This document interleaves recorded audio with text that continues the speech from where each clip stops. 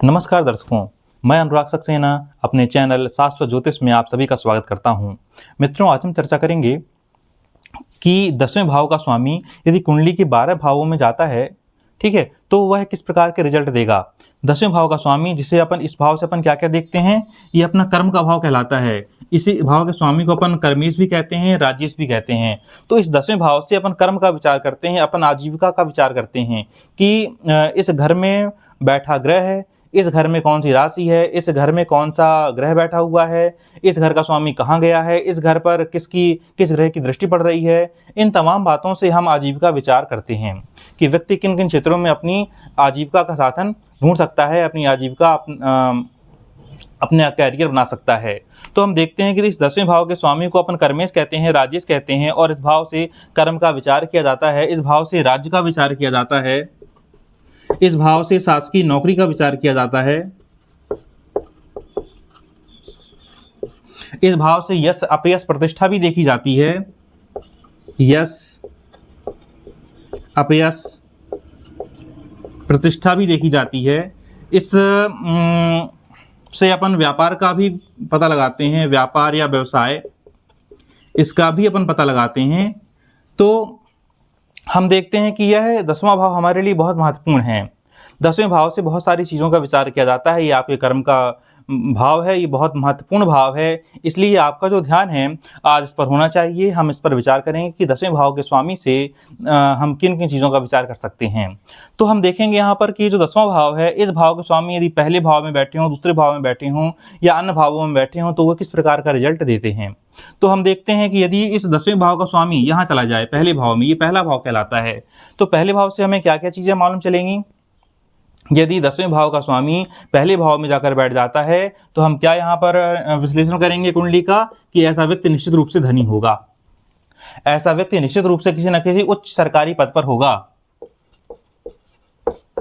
उच्च सरकारी पद पर होना चाहिए ऐसा व्यक्ति, क्योंकि 10वें भाव का स्वामी सीधे सीधे लग्न पर जाकर बैठ गया है। इसे जो है केंद्र का योग कहते हैं। केंद्र का स्वामी यदि केंद्र में ही जाकर बैठ जाए तो ये बहुत अच्छा माना जाता है, इसे बहुत शुभ माना जाता है। ऐसा व्यक्ति देश मान्य होता है, मतलब कि इसकी देश में ख्याति बहुत दूर दूर तक होती है, प्रसिद्ध होता है, अपने क्षेत्र में प्रसिद्ध होगा। जहां भी काम करेगा, जिस क्षेत्र में काम करेगा, जिस जगह पर काम करेगा, उस जगह वो प्रसिद्ध होगा, उस जगह पर वो नाम कमाएगा। ऐसा व्यक्ति पुत्रवान होता है, ठीक है। तो हमने देखा कि 10वें भाव का स्वामी यदि पहले भाव में चला जाता है तो यहाँ पर हमें ये चीजें देखने को मिलती हैं। अब हम देखते हैं कि 10वें भाव का स्वामी यदि दूसरे भाव में चला जाए, ये दूसरा भाव है, यदि यहाँ पर आ जाता है तो हम क्या निष्कर्ष निकालते हैं, क्या क्या विश्लेषण कर सकते हैं, क्या क्या प्रेडिक्शन कर सकते हैं।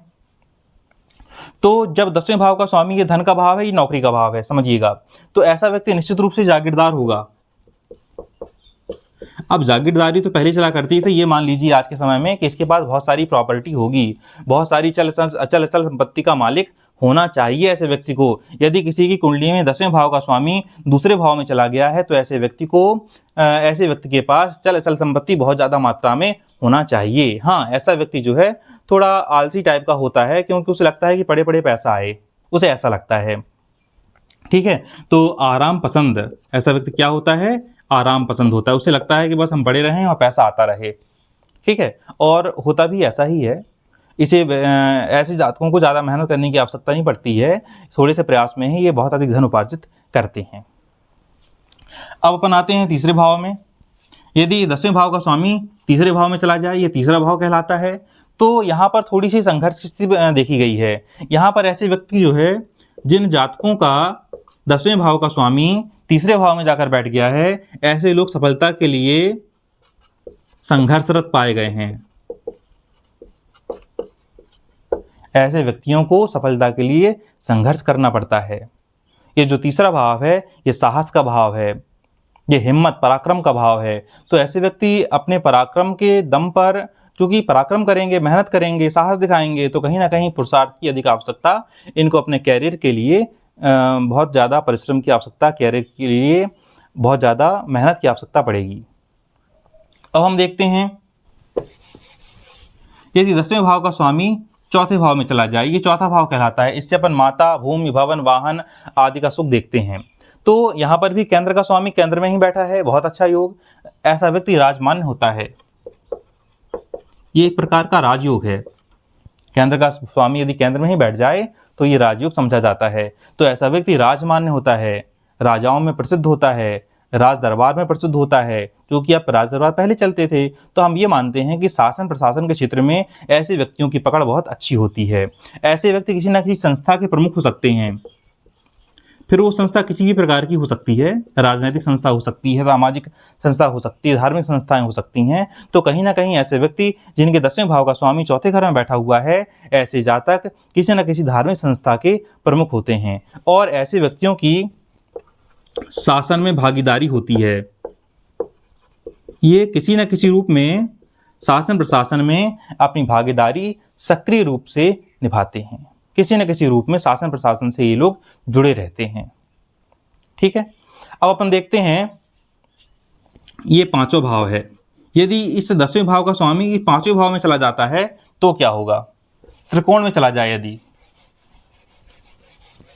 ये जो है 5वां भाव कुंडली का त्रिकोण भाव कहलाता है, पहला, 5वां, 9वां। ठीक है, तो हम यहाँ पर देखेंगे यहाँ पर क्या हो सकता है जब त्रिकोण में चला जाए। तो केंद्र का स्वामी जब त्रिकोण में चला जाए तो यहाँ पर केंद्र त्रिकोण योग बनता है। और ऐसे व्यक्ति शुभ कर्मा का मतलब होता है ऐसा व्यक्ति शुभ कामों को करने वाला होता है। ऐसा व्यक्ति कभी भी गलत तरीके नहीं अपनाएगा अपनी आजीविका के लिए, अपने व्यवसाय के लिए, या अपनी रोजमर्रा की दैनिक दिनचर्या में ऐसा व्यक्ति कभी भी गलत काम नहीं करता, यदि बाकी ग्रह स्थितियां सही हैं तो। खैर, अभी तो हम 10वें भाव को लेकर विचार कर रहे हैं कि 10वें भाव का स्वामी जब 5वें भाव में आ जाता है तो ऐसा व्यक्ति शुभ कर्मा होता है, ऐसा व्यक्ति सुखी होता है, उसे जीवन में हर प्रकार का सुख मिलता है क्योंकि केंद्र त्रिकोण योग बन रहा है। ये बहुत अच्छा योग है। और सरकार से धन प्राप्त करने वाला होता है, सरकार से धन प्राप्त करता है किसी न किसी रूप में। ठीक है, अब वो रूप आकार प्रकार उसके अलग हो सकते हैं, पर ऐसा योग यहाँ पर दिखाई देता है कि जिन जातकों का 10वें भाव का स्वामी 5वें भाव में बैठा हुआ है, ऐसे व्यक्ति सरकार से धन प्राप्त करने वाले होते हैं, सुकर्मा होते हैं और सुखी होते हैं। अब अपन 6वें भाव पर आ जाते हैं। ये कहलाता है 6वां भाव। और 6वें भाव से अपन क्या देखते हैं? रोग, रिपु, ऋण, शत्रु। ठीक है, तो ऐसे व्यक्तियों को थोड़ी सी शत्रुओं से थोड़ी परेशानी रहती है। ये अपने शत्रुओं से थोड़ा सावधान रहें, शत्रु ना बनाएं, कोशिश करें कि किसी लफड़े में ना पड़े तो ज़्यादा अच्छा है। शत्रुओं से परेशानी हो सकती है, इनको थोड़ा बचकर रहें।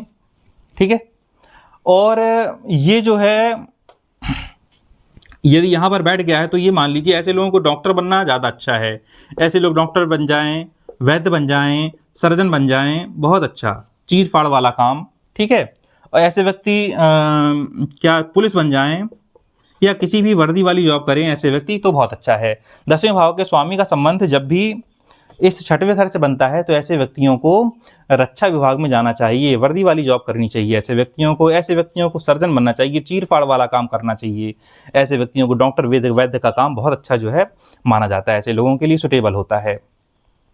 ठीक है, तो पुलिस या वर्दी वाली कोई जॉब, यदि इस तरह का काम करें तो ऐसे व्यक्तियों को अपने जीवन में सफलता मिलती है। ठीक है, अब अपन देखते हैं 7वें घर में। यदि इस 10वें घर का स्वामी 7वें भाव में चला जाता है, ये कुंडली का 7वां भाव, इससे क्या देखते हैं अपन? पत्नी देखते हैं। तो ऐसे व्यक्तियों की जो पत्नी होती है वो बहुत अच्छी होती है। ऐसे व्यक्तियों की जब शादी होती है तो शादी के बाद ये लोग तरक्की करते हैं, कहीं ना कहीं कैरियर के मामले में बाउंस मिलता है इन लोगों को। ठीक है, एक उछाल आता है जीवन में। तो हम यहाँ पर देखते हैं कि पत्नी से लाभ होता है। यहाँ पर यदि 10वें घर का स्वामी 7वें घर में बैठा हुआ है तो ऐसे लोगों को पत्नी से लाभ मिलता है, ऐसे लोगों को ससुराल से लाभ मिलता है, ऐसे लोगों को हिस्सेदारी में, पार्टनरशिप में लाभ मिलता है। क्योंकि जो 7वां भाव है ये पार्टनरशिप को भी दर्शाता है। तो यदि आप पार्टनरशिप में काम करते हैं तो भी आपको यहाँ पर लाभ मिलता है। आप ससुराल में साझेदारी से कोई काम करते हैं तो वहाँ पर भी आपको लाभ मिलता है। यदि आप जो आपकी पत्नी है वो भी आपके लिए बहुत फायदेमंद साबित होती है, कहीं ना कहीं कैरियर के मामले में या किसी न किसी रूप में आपको फायदा ही देगी। ठीक है, तो यहाँ पर जो 10वें भाव का स्वामी है यदि 7वें भाव में चला गया है, केंद्र का स्वामी केंद्र में आ गया है, तो यहाँ पर आपको पत्नी से लाभ दिखाई देता है। ऐसा व्यक्ति भोगी और सुखी होता है।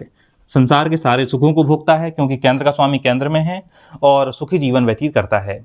ठीक है, अब हम देखते हैं यदि 10वें भाव का स्वामी 8वें भाव में चला गया जाए तब क्या होता है। ये जो 10वें भाव का स्वामी जब 8वें भाव में चला गया है तो ये 8वां भाव किस चीज को संकेत करता है? मृत्यु का संकेतक है, दंड का संकेतक है, दुख का संकेतक है। ये जो छठा, 8वां, 12वां और कहीं कहीं कुछ विद्वानों ने तीसरे घर को और 11वें घर को भी खराब घर माना है, लेकिन फिलहाल अपन छठे, 8वें और 12वें घर को खराब मानकर चलते हैं।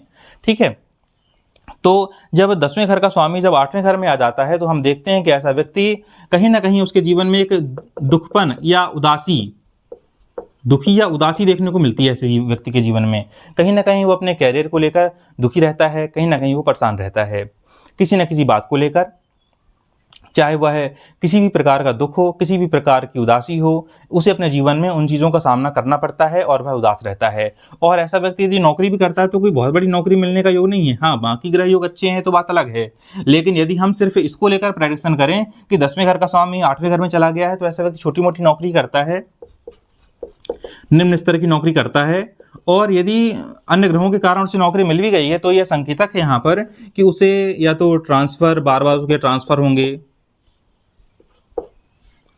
बार बार ट्रांसफर का सामना करना पड़ेगा, उसे कहीं ना कहीं डिमोशन का सामना करना पड़ सकता है।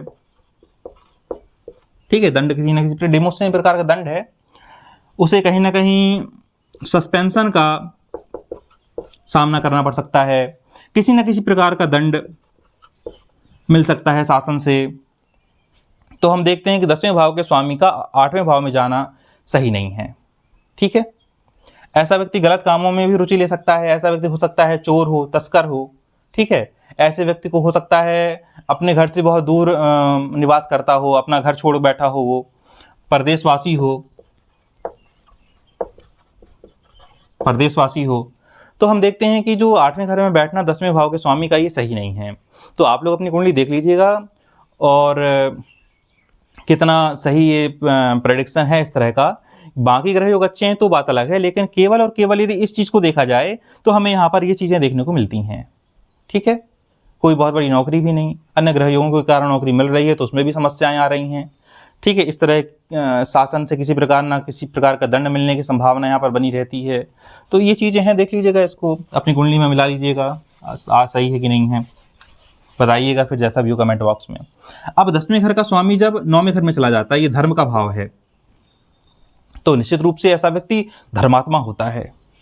हमेशा ऐसा व्यक्ति कर्म, चूंकि ये क्या है, कर्म का स्वामी कहाँ चला गया, धर्म में चला गया है, तो ऐसा व्यक्ति जो काम करेगा ना वो बड़े धर्म वाले काम करेगा, अधर्म तो कर ही नहीं सकता। बिल्कुल ये तय बात है, ज्योतिष का ये अकाट्य सिद्धांत है कि जब ये केंद्र त्रिकोण योग बन रहा है यहाँ पर, 10वें भाव का स्वामी जब भी 9वें भाव में जाएगा, कर्मेश जब धर्म के घर में जाकर बैठेगा तो ऐसा व्यक्ति निश्चित रूप से धर्मात्मा होगा और अपने धर्मात्मा स्वभाव के कारण, अपने धर्मात्मा कर्मों के कारण, धर्म कर्म के कारण वह जनता में लोकप्रिय होता है। बहुत अच्छा योग है ये, 10वें भाव के स्वामी का 9वें घर में जाकर बैठना बहुत अच्छा योग है। ऐसा व्यक्ति लोकप्रिय होता है, ऐसे व्यक्ति की मित्र मंडली बहुत अच्छी होती है और अपने मित्रों से बहुत सुखी होता है वो। ठीक है, ऐसे व्यक्ति बहुत अच्छे स्वभाव वाला होता है। शॉर्ट में बता रहे हैं, बहुत अच्छे स्वभाव वाला। ठीक है, तो आप देख लीजिएगा कि ये तो अकाट्य सिद्धांत है, देखना क्या है हम बता ही रहे हैं, और बिल्कुल आप लोग मिलाइएगा और कमेंट में बताइएगा सही है कि नहीं। 10वें भाव का स्वामी जब भी 9वें घर में जाकर बैठता है, कर्मेश जब धर्म के घर में जाकर बैठ जाएगा तो निश्चित रूप से ऐसा व्यक्ति धर्मात्मा होगा। अपने धर्म कर्म के कारण, अपने अच्छे स्वभाव के कारण वह जनता में लोकप्रिय होता है, अपने समाज में लोकप्रिय होता है, और ऐसा व्यक्ति की मित्र मंडली बहुत अच्छी होती है, मित्रों से उसे अच्छा सुख प्राप्त होता है। अब हम देखते हैं यदि 10वें भाव का स्वामी यहीं पर बैठ जाए, अपने ही भाव में बैठ जाए, ठीक है, तो ऐसा व्यक्ति कहा जाता है कि ऐसा व्यक्ति राजमान्य होगा। राजमान्य मतलब उसका शासन प्रशासन में अच्छा ओहदा होगा, अच्छा पद होगा, अच्छी प्रतिष्ठा होगी, ये होता है राजमान का मतलब। अब वो राज दरबार वाला समय चला गया है। ऐसा व्यक्ति अपने क्षेत्र में कार्यकुशल होता है, ऐसा व्यक्ति चतुर होता है, बुद्धिमान होता है। जहां भी ऐसा व्यक्ति काम करेगा वहां पर वो नाम कमाएगा।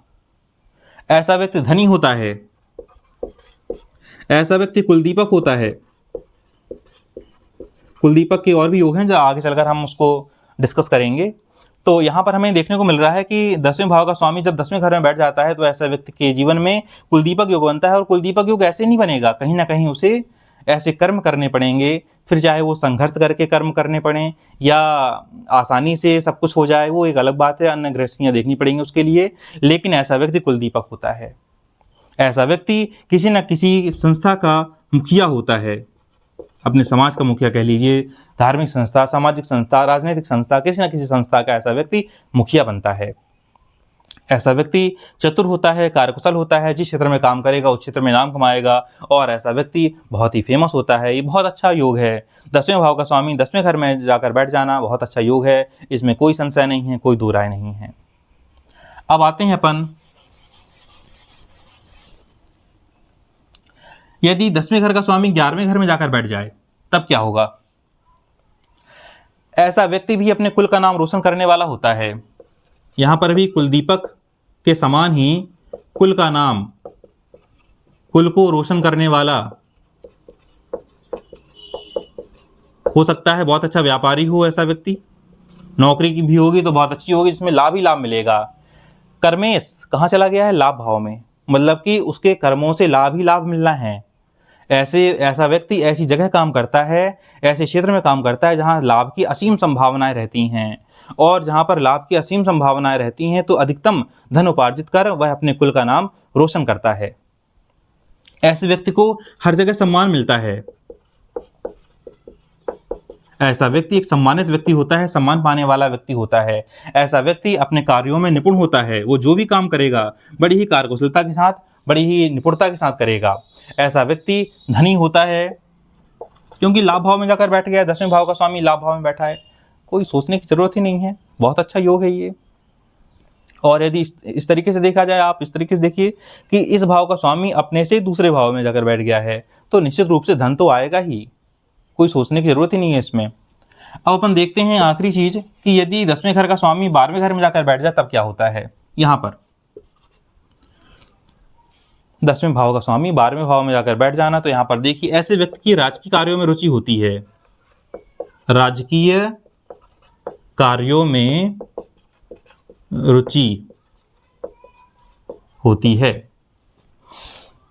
और जाता भी है शासन के कार्यों में। और ऐसा व्यक्ति शासन के कामों में सुधार करने वाला होता है।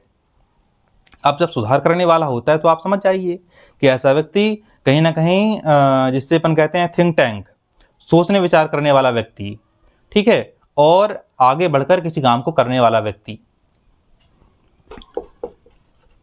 थिंक टैंक, बहुत अच्छा विचारक होता है ऐसा व्यक्ति, ठीक है। 10वां भाव प्रदेश का भी संकेत करता है। ऐसा व्यक्ति विदेश में सेटल होते हैं।